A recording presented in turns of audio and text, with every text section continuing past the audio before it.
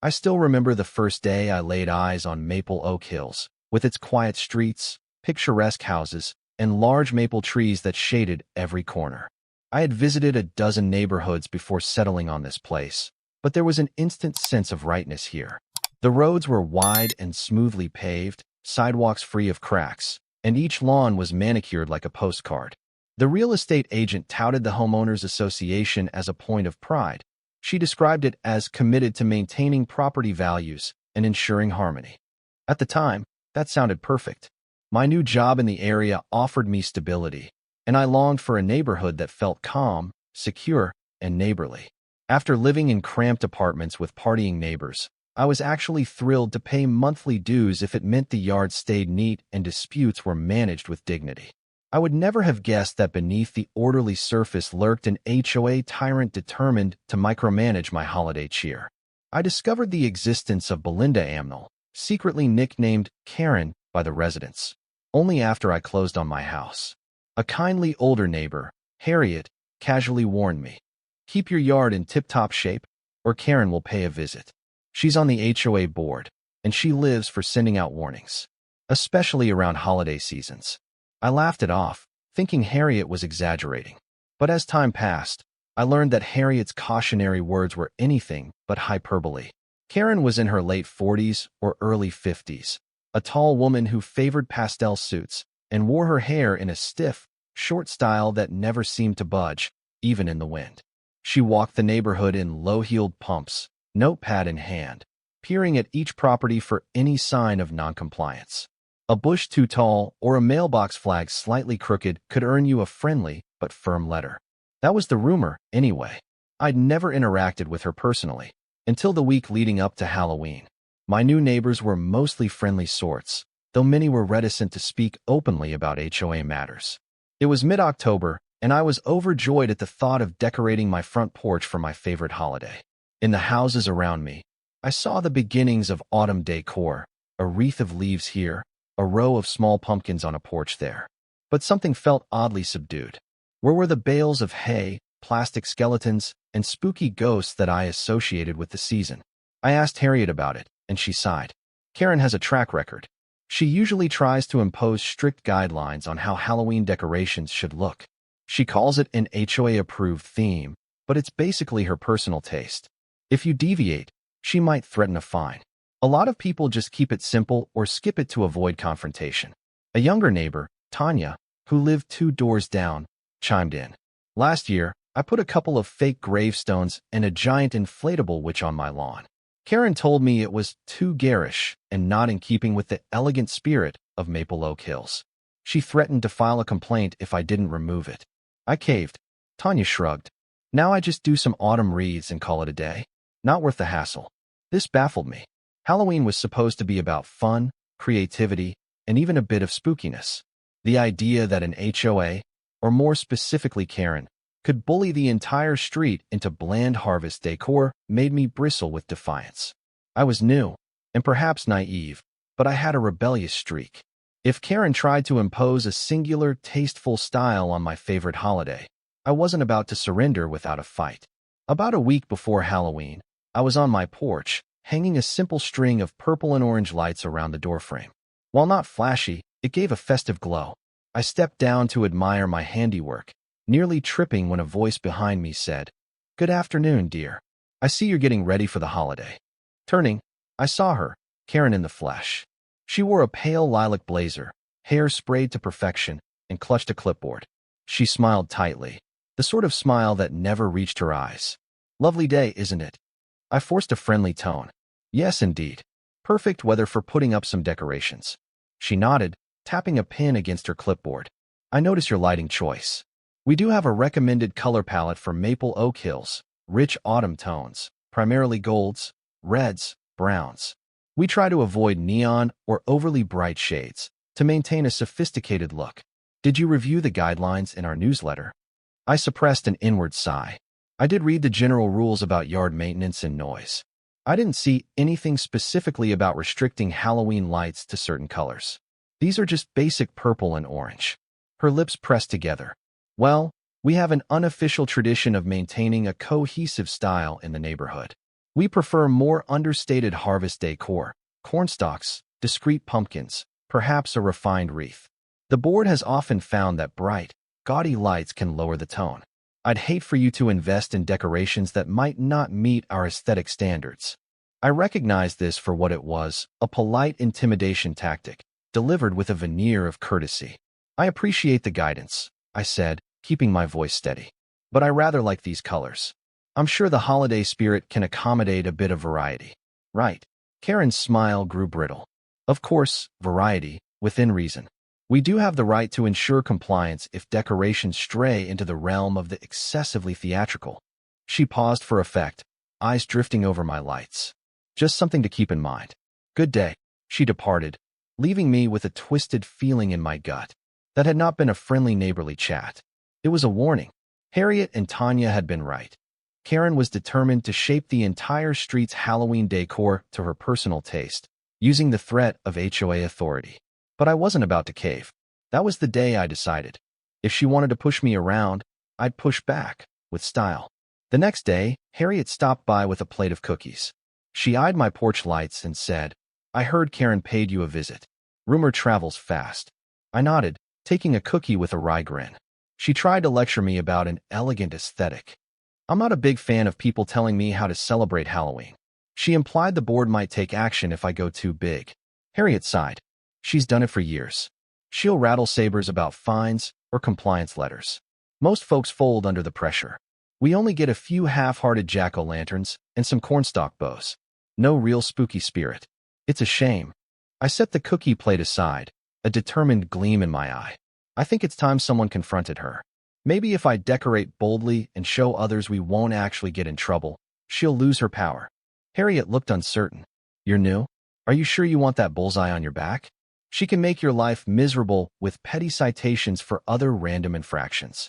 I exhaled. I'm aware. But I can't let a single controlling voice stifle my holiday. Let her do her worst. The actual HOA rules say nothing about restricting Halloween decor to browns and golds. If she tries to fine me, I'll appeal. If I lose, well, I'll handle it.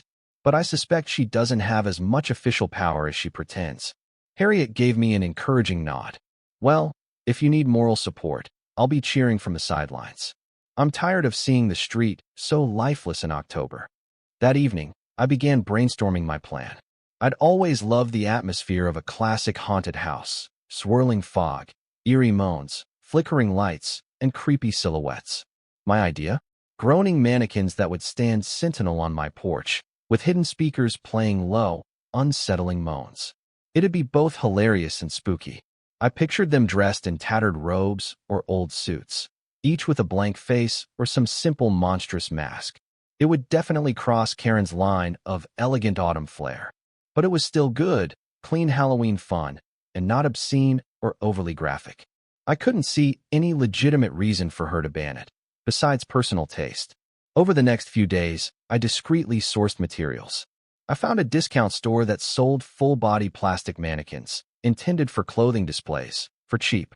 They were slightly scuffed or older models, but perfect for my purpose. I bought 3, each around 5 feet tall, planning to position them as if they were living statues on my porch. Then I visited a thrift shop, grabbing tattered coats, vintage dresses, anything that screamed decaying attire. My favorite find was a threadbare tuxedo jacket, missing a few buttons, which I imagined giving a ghostly vibe to one of the mannequins. Next, I ordered a small set of Bluetooth speakers disguised as everyday objects. These I intended to tuck under the mannequin's robes, connected to a phone or MP3 player that looped eerie moaning or rattling chains. I also snagged a cheap fog machine for the walkway, though I worried Karen might label that excessive. So be it. Each evening, after dark, I tested the setup in my living room, hooking the speaker to an app that played ghostly wails. The effect was surprisingly eerie. Even I got goosebumps hearing the wailing echo off the walls in my small living room. Perfect, I thought. If Karen wants to push me, let's give her something to complain about, and hopefully rally the neighborhood to see we can celebrate however we like. The weekend before Halloween, I began constructing the porch display. I set the mannequins in poses, one leaning slightly forward as if reaching out, one standing upright with arms bent in a haunting gesture. and one seated on a small bench by the door, head tilted. I draped them in ragged clothing and used old scarves and hats to add a whimsical creepiness. Harriet came by to watch, giggling at the mannequins' vacant stares. "Anyone walking by at night might jump," she said, "especially if those speakers are on." I grinned. "That's the idea. But it's all in good fun. No gore or anything."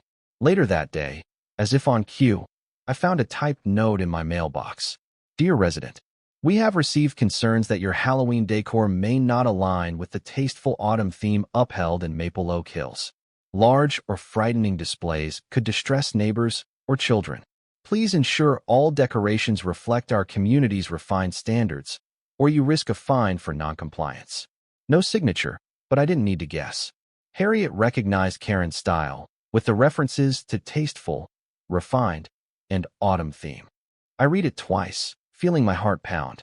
This was the shot across the bow, Karen's official attempt to muzzle my creativity. I calmly folded the note and placed it in a folder labeled Karen's Threats. That night, I tested the moaning audio softly, just to see how audible it was from the sidewalk. A neighbor walking their dog paused, giving a startled laugh upon hearing it. "Oh my gosh, that's amazing," they called. "I love it." No sign of any child or adult cowering in horror, just a bit of startled delight. Encouraged, I decided not to back down. By midweek, more neighbors started noticing my display, and rather than condemnation, I received compliments. A passing couple told me they admired my classic haunted porch approach. Harriet reported that at the grocery store, a neighbor asked how I'd come up with the mannequins. Tanya snapped a few photos, saying she might reintroduce her inflatable witch now, feeling inspired by my stand. Karen, however, was not pleased. On Wednesday, I arrived home from work to find her waiting near my driveway, arms folded. She wore a cream-colored blazer and an irritated expression. I braced myself for confrontation. "You've gone quite far, haven't you?" she said without preamble, pointing to the porch. "Mannequins dressed like ghoulish apparitions? And I hear moaning noises at night. This is exactly the sort of thing we discourage. Garish, sensationalist. We strive for a more dignified neighborhood ambience." I took a calming breath. "Karen, sorry, Ms. Amnell. I'm simply celebrating Halloween. The mannequins are on my private porch, not blocking sidewalks or intruding on others. The moaning is at a moderate volume, and I only turn it on in the early evening." Her nostrils flared. "You're undermining the harmony we've built. The board's guidelines strongly suggest modest fall decor, not these horror theatrics." I forced a neutral smile. "I read the actual HOA rules. They don't forbid mannequins or moaning sounds, as long as it's within normal noise hours. If there's a specific clause I'm violating, please show me. Otherwise, I see no reason to remove them." She sputtered momentarily.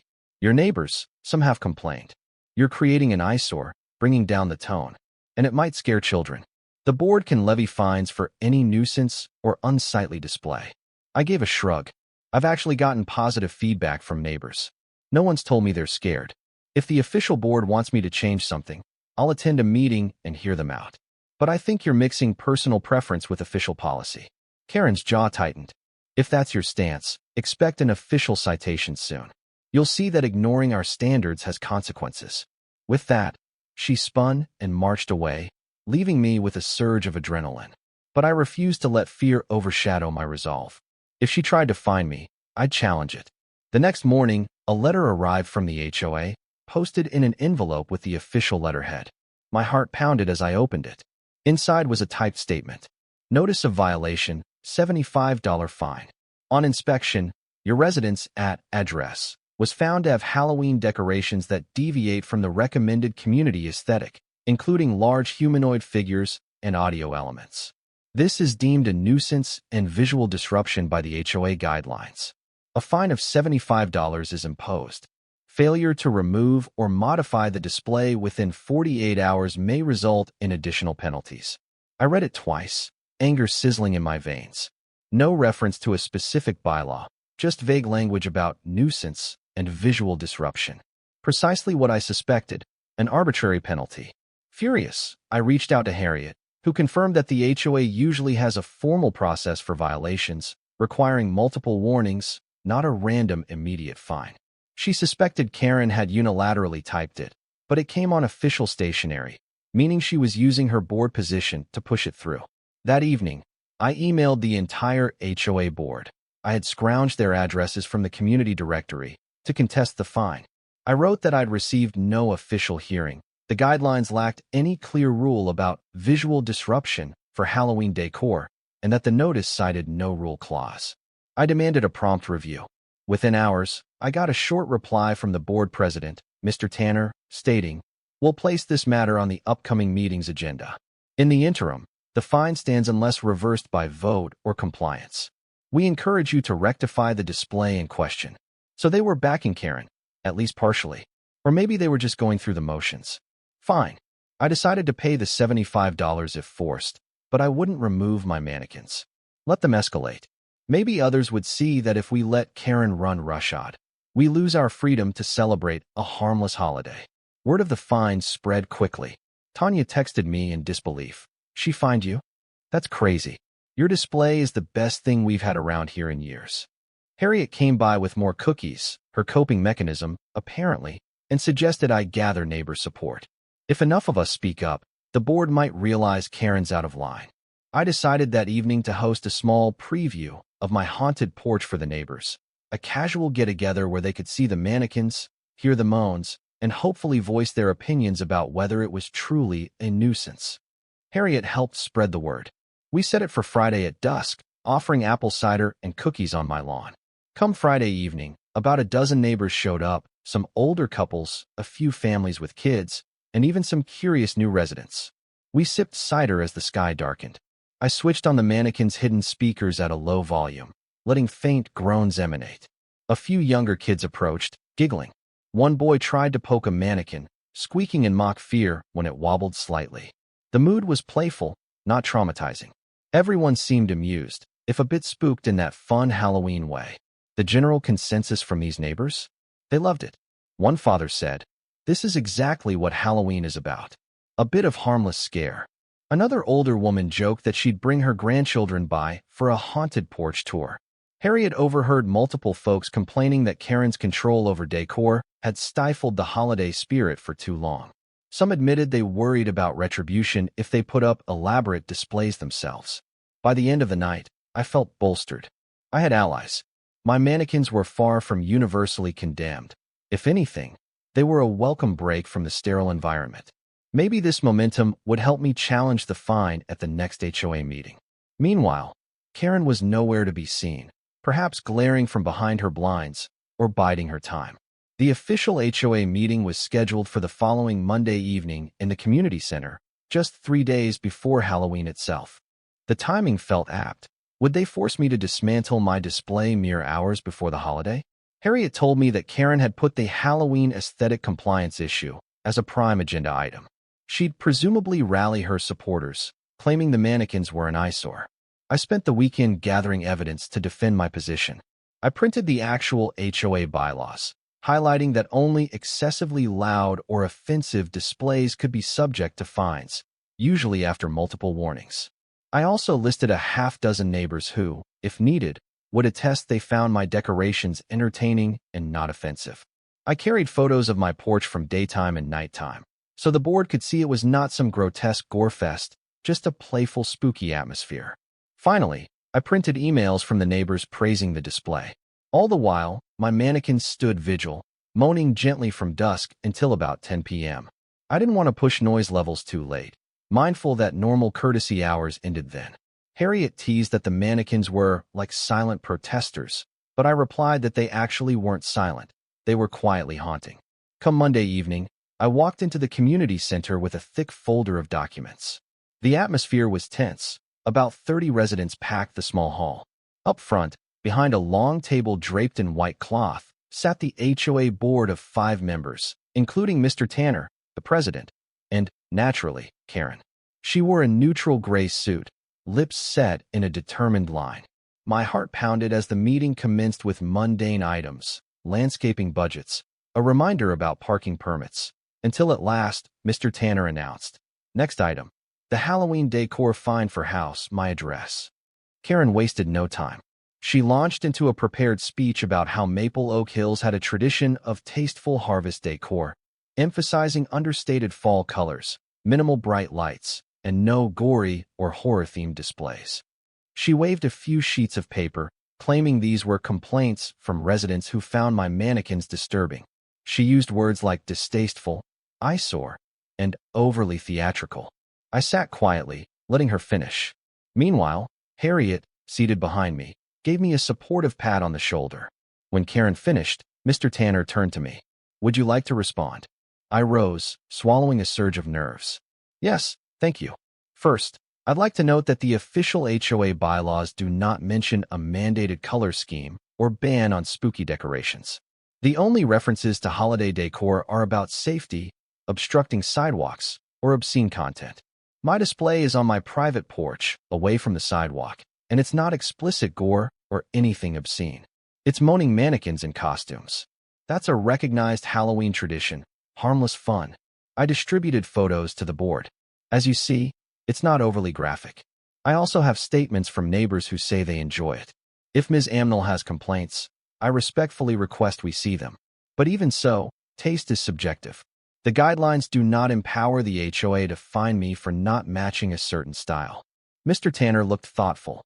Another board member, Ms. Delgado, asked quietly if the mannequins or moaning were scaring children or violating noise ordinances. I explained, "I keep the volume low and shut it off by 10 p.m. No one has approached me saying it traumatized their kids. In fact, some families came by specifically for a little spookiness." At this point, Harriet chimed in from the audience. "The entire neighborhood can't revolve around one person's personal taste. Many of us think these decorations add to the holiday spirit. If we keep letting Ms. Amnell unilaterally declare something a nuisance, where does it end?" A smattering of applause broke out. Karen looked incensed. She insisted that multiple anonymous neighbors found it classless. Ms. Delgado asked if she had actual written statements. Karen hesitated, then produced a couple of short typed notes that simply said, "I don't like the mannequins, too creepy, and wish it was more elegant." Not exactly a strong condemnation. Ms. Delgado raised an eyebrow, unimpressed. After further back and forth, Mr. Tanner and the rest of the board quietly conferred. Karen's face grew increasingly tense. I expected a compromise. Perhaps they'd ask me to remove the moaning audio or something. But Ms. Delgado cleared her throat. "We see no explicit bylaw violation in these decorations. They are not obscene or disruptive. The homeowner has turned off audio by 10 p.m., so it doesn't breach any noise ordinances. Maple Oak Hills does encourage a cohesive aesthetic, but we have no binding rule that forbids whimsical or spooky elements.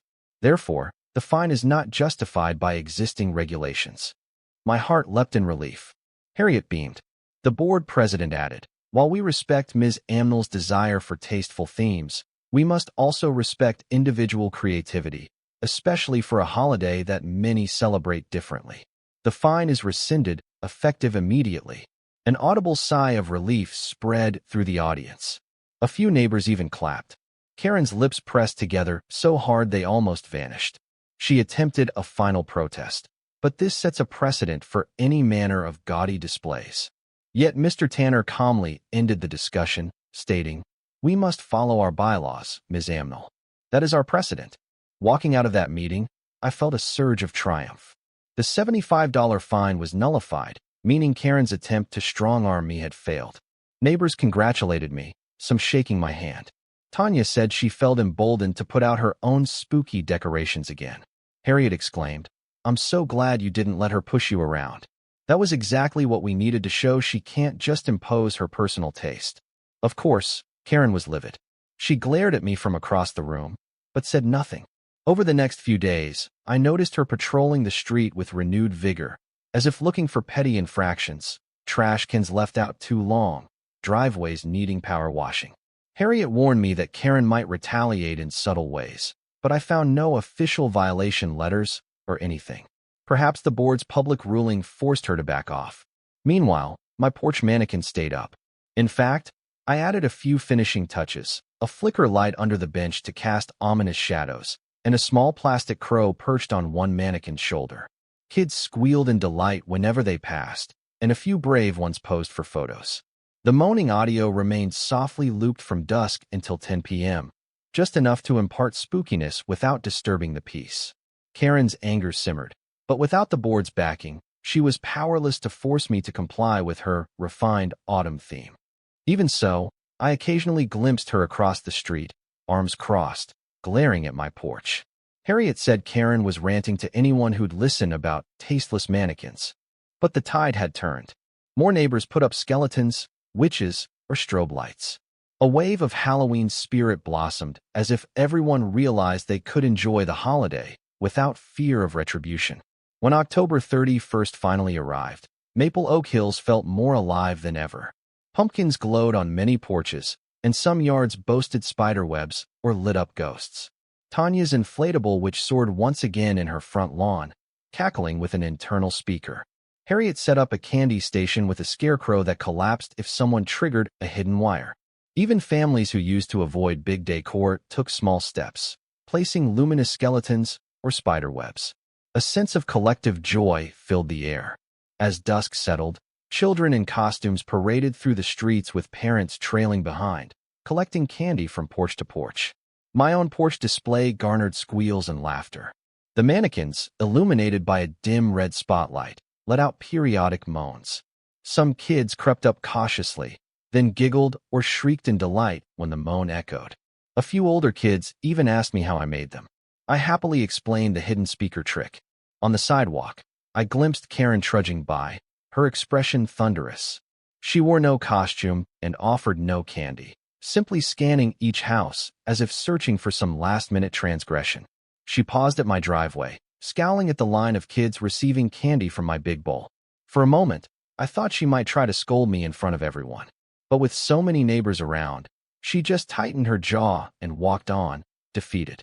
As the night went on, an almost festival-like atmosphere enveloped Maple Oak Hills. People chatted, admired each other's decorations, and joked about how Karen has no power tonight. She's overshadowed by the fun. Even Harriet said she couldn't recall a more lively Halloween in years. The success of my mannequins' defiance had emboldened everyone. Once Halloween passed, the mannequins came down. I carefully boxed up their clothing and stashed them in the garage, planning to refine the display next year. I was certain Karen would attempt some new tactic in the future, possibly around Christmas decor, but at least for this season, the community had experienced a renaissance of holiday creativity. The HOA board took no further action against me. The fine had been rescinded, and Karen's heavy-handed approach was publicly rebuked. Harriet reported that at the next board meeting, Karen tried to push for a stricter decorative code, but found little support. Everyone had seen how well the inclusive approach worked. Some of the more moderate members realized that policing personal taste only caused discord. I still caught glimpses of Karen now and then, strolling around in her pastel suits, but her criticisms lost their sting. She continued to refer to my Halloween setup as tasteless or lowbrow horror, but her words held no weight. Neighbors just shrugged it off, having discovered that the official HOA stance did not align with her personal vendetta. Even months later, Harriet told me, Karen still complains that your mannequins were a disgrace, but she's basically yelling into an echo chamber. The rest of us are over it. I smiled, recalling how the kids' laughter and the neighbors' compliments proved that Halloween fun was the only standard many wanted. Karen's attempts to wrangle everyone into her version of elegant had backfired spectacularly. Looking back, I realized that my rebellious streak, combined with the unwavering support from Harriet and others, had lifted a subtle oppression from the neighborhood. Our groaning mannequins became a legend, a story folks repeated about how Maple Oak Hills overcame a petty authority figure. And with each retelling, they highlighted the final moral. Creativity and community spirit always triumph over one meddling Karen's misguided rules. So, in the end, Karen was left stewing in her own frustration, forced to watch everyone else enjoy a haunted porch that she couldn't shut down. As for me, I'm already plotting next year's display. Maybe more mannequins or a new twist. Let her scowl all she wants. The law and the board had spoken, leaving Karen's illusions of absolute power rotting away like a forgotten jack-o'-lantern after Halloween night.